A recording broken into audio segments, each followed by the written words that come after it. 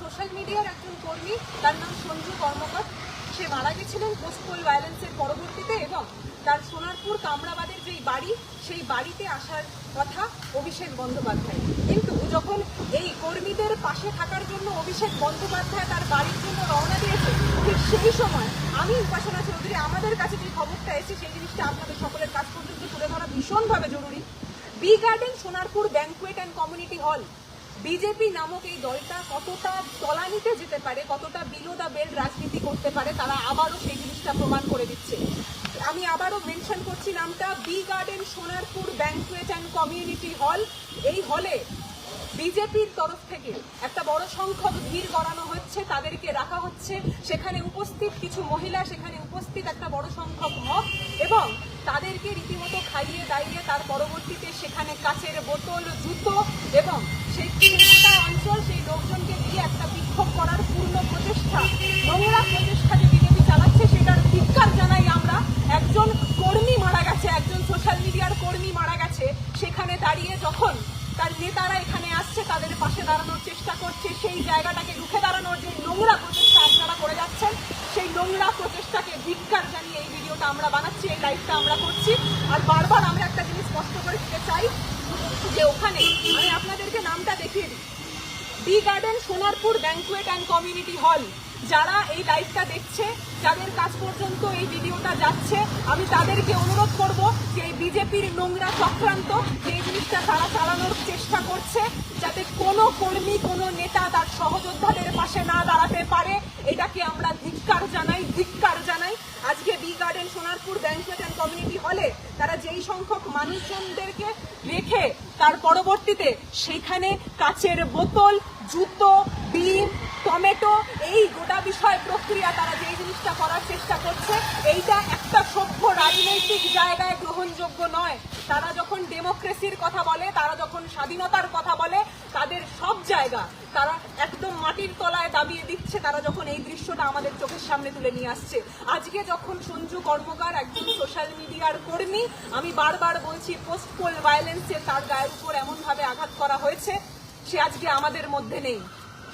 তার পাশে, তার পরিবারের পাশে যখন সকল কর্মীরা, সহযোদ্ধারা যেতে চাইছে, যাচ্ছে, তখন কালো পতাকা দেখানো, তখন নোংরামি করা, তখন বিশেষ একটা মহিলা মতকে ক্রিয়েট করে তাদেরকে খাইয়ে দাইয়ে সকাল থেকে সেখানে রেখে তারপরে তাদেরকে সামনে রেখে একটা নোংরা সিচুয়েশন ক্রিয়েট করার যে নোংরা বিকৃত চক্রান্ত এই বিকৃত দল বিজেপি করার চেষ্টা করছে, তাকে সোশ্যাল মিডিয়া একজন কর্মী হিসাবে ধিক্কার জানাই। আর স্পষ্ট করে আপনাদের সকলকে একটা জিনিস বলে দিতে চাই যে যেইভাবে আপনারা এই চক্রান্ত করে সকলের কণ্ঠ রোধ করার চেষ্টা করছেন, সেই কণ্ঠ রোধ আপনারা এইভাবে করতে পারবেন না। আপনারা সেই বাড়িতে যাতে আমরা পৌঁছাতে না পারি, তাই সকল রাস্তা ব্লক করে দিয়েছেন, কামরাবাদ রোডটা ব্লক করেছেন। আপনারা আমাদের ঢালাই ব্রিজ যেখানে, সেই ঢালাই ব্রিজের ওখানে কালো পতাকা নিয়ে দাঁড়িয়ে আছেন, আপনারা গাড়ির উপর আক্রমণ করার চেষ্টা করছেন। আপনারা যেই নোংরামি করছেন, সেই নোংরামিকে ধিক্কার জানাই, ধিক্কার জানাই। একজন কর্মী, সহযোদ্ধা যখন মারা যায়, একটা স্বাভাবিক প্রক্রিয়ায় তাদের পাশে সকল সহকর্মীরা থাকবে, আর সেই জায়গাটাতে বাধা সৃষ্টি করার যারা চেষ্টা করে, তারা মানুষ হতে পারে না, তারা মানুষরূপী পিশাচ।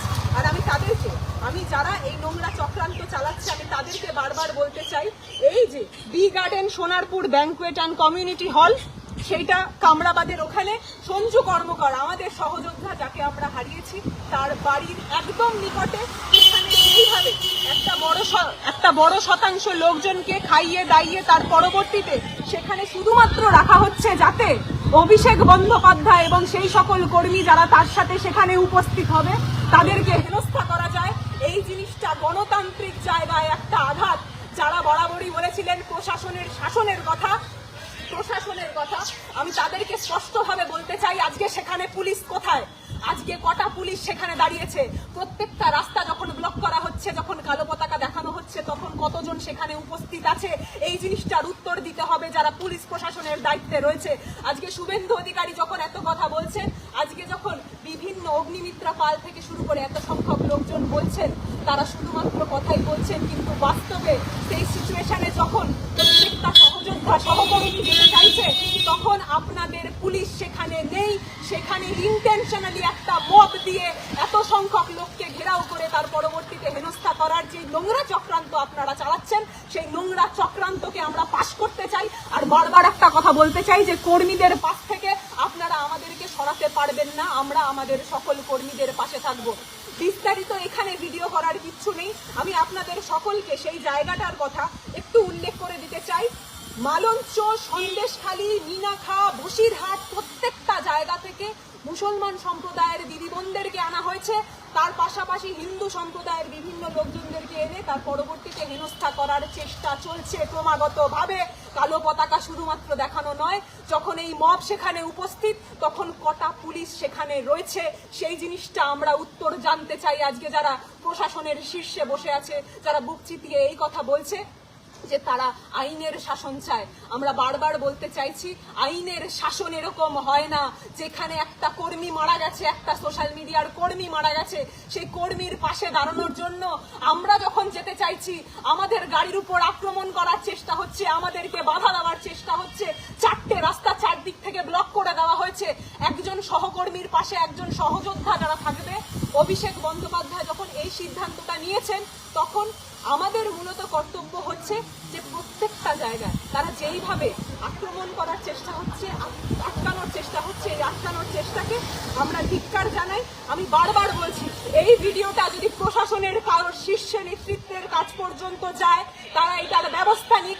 অভিষেক বন্দ্যোপাধ্যায় যখন সেখানে উপস্থিত হচ্ছে, যখন সেখানে আসছে, আমি সেখানে বলতে চাই যে প্রত্যেকটা রাস্তা, চারটে রাস্তা যেইভাবে ব্লক করা হয়েছে, চারটে রাস্তা ব্লক করে আপনারা যদি মনে করেন এই লোকজনকে সেখানে রেখে তার পরবর্তীতে চিলি চিকেন, পাউরুটি, বিরিয়ানি খাইয়ে তাদেরকে দিয়ে হামলা করাবেন, আমাদেরকে হেনস্থা করাবেন, জনগণকে মানুষের পাশ থেকে সরিয়ে দেবেন, এই জিনিসটা হতে পারে না। আমি বারবার হাত জোড় করে বলছি, ভিডিও আপনাদের জন্য রাখছি, আমি কমেন্ট বক্সে পিন করে দেবো।